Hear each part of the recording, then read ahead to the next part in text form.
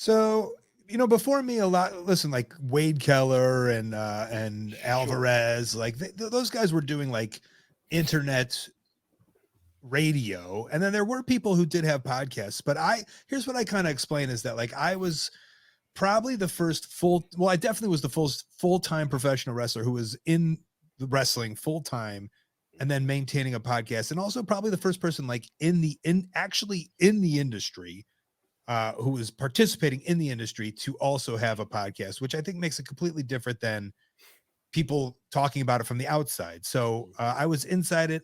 And also I wasn't like doing any dirt or anything, like that wasn't my MO. My MO was to tell the stories and talk to my friends, about, their, like experiences and being able to talk to me as opposed to being able to talk to the outsiders, because for so long, a lot of us wrestlers, we would talk to, because the only people that had podcasts were like outsiders. And sometimes you'd be spilling your heart out and then Paul and Nash. Yes, the actual outsiders. Oh, wow. Wait. And it's so crazy they didn't do more with the podcasting ventures, but you would think they made enough money, Bobby. They made enough money. They Yes. They did it well. They did it out well. They're doing all right. So, but I would do podcasts, and I'm sure, Bobby, you're the same way. It's like you're spilling your guts, and then you like hear them either like not listening to you or typing away, doing something else.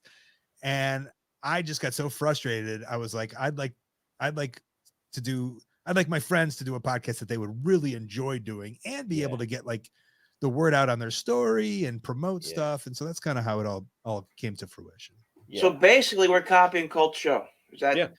Okay. Hey, that's what it sounds like. Colt's the original man of the people.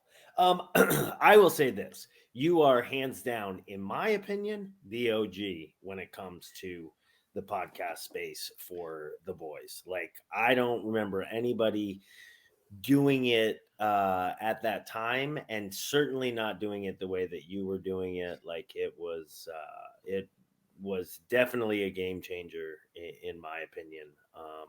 And it gave a voice to these, like you're talking about the stories of your friends and stuff, and that's like these independent stories, these stories that are coming from the indies that like when I was coming up, I didn't even know what indies were, dude.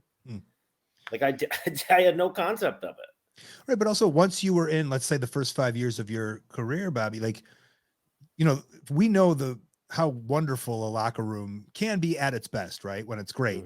And just the camaraderie of the wrestlers. And I knew how great it was. The wrestlers know how great it was. And so the only way to be able to like show the outside world how great it is to be someone who's experienced it and then give them that taste. But nobody in wrestling was giving them that taste. So like I felt like, because you and I, Bobby, so many times have been after a match or after a show and farting around and making jokes and also talking serious. And which, kind of was my podcast. It's like that, we know that. And so to be able to give that taste to the people, that's what I think, like what I appreciate you saying that is that we can show, like there's so many times we know wrestlers, it's like, well, they weren't the greatest, like maybe the greatest wrestlers, but they were so wonderful backstage. And it's like, I almost felt like a bit of a promoter. Like I was like a promoter, like I was like promoting my friends to show how great we're like, that's, like how they said about Heyman, it's like show their best parts. That's what he did in ECW. It was like, I wanted people to see how great my friends were. Right. No, that's awesome. And that's that's exactly what you did. And that's to me, and I know like you were a ball player and stuff too, like coming up in athletics, I think when we become adults and we're looking for what it is that we're going to do for the rest of our lives, like you, I think sometimes you're searching for like a little bit of that team feel and pro wrestling, on my way of getting into it, like it is an individual thing, but it's also not, it's it very much, I know, like, especially like the Ring of Honor locker room, at different times, even the NXT locker room, certain times, like just, it felt, it depends on who's in your locker room.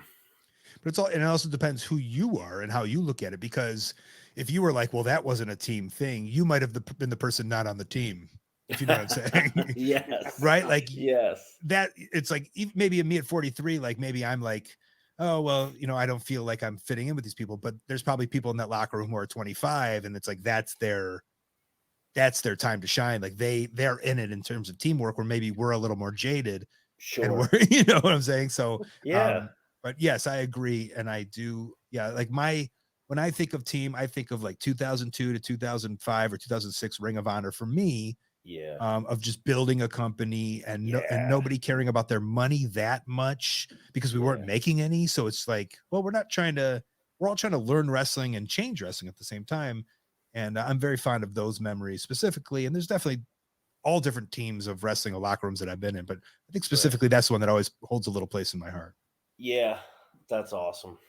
That's awesome. I watched a lot of that time that you're talking about from the sidelines, and I think you'll remember, like, I was coming to shows. I was just trying to cut my teeth on the indies. I was one of DeVito's guys. Yeah, And I remember you like at a Rexplex show for sure. yeah, definitely. I think that might have been. I know. I'm pretty sure it was the Rexplex where Trent Acid gave me a shovel driver. He had definitely been smoking or doing something earlier in the day, and I look back at it and I'm just like, yeah, probably should have taken a shovel driver from him. What's that a day. shovel driver? I don't even remember that. It's like a backwards. So like if you put somebody in position for the stinger drop, but Mhm. then you lift them up so that they're basically their pecker is like kind of on the side of your head, Yeah. and then you drop them on their head. I think Finn Balor kind of did start. Yeah, a little something bit, like that. Yeah, little yeah, bit. He's a hell of a Okay. lot safer with it. yeah. A hell of a lot safer. God, you know, you bring up Trent Acid. It's so God like, rest his soul. yeah, he passed. Like I remember, like when he passed, it's like he's been wrestling so long. It's just like, wow, he's probably he was probably in his late 20s. Like, Yeah. you know, you think I remember when sometimes, and it's all perspective of where you are in your life. I understand Right. this, but it's just like I was like, well, he was never gonna make it. It's like never gonna make it. Like we got guys like now, like and girls like, you know, in their late 30s, early 40s who can still like, if you want to give them a shot, they can change their whole life. Sure. And I think about Trent. I've thought about Trent Acid a lot. Like when his name comes up, just thinking like I thought he was done up, but like he was such a talent, and he had another 15 years of money making if he could get himself together.